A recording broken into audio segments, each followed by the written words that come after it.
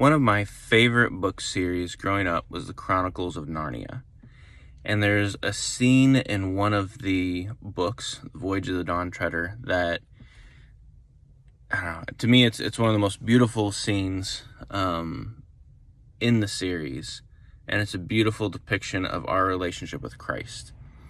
And that's in Voyage of the Dawn Treader. One of the cousins steals a piece of jewelry from a dragon, and he himself ends up turning into a dragon. And what ends up happening is, in order for him to turn back into a boy, Aslan, who is the lion, he's the one that is kind of like, like the image of Christ, right?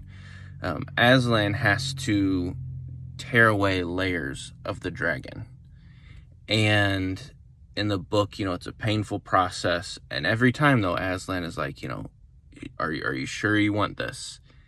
And the cousin Eustace is like, yes, like, I want to be back into who I originally was.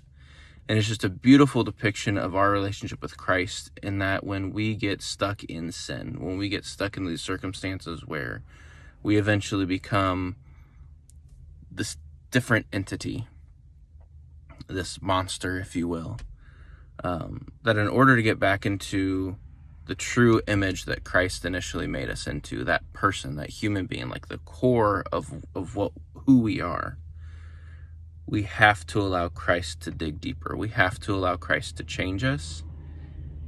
He won't do it without our permission, but he's the only way it can happen. So I hope this is encouraging for you today, and just keep following Christ.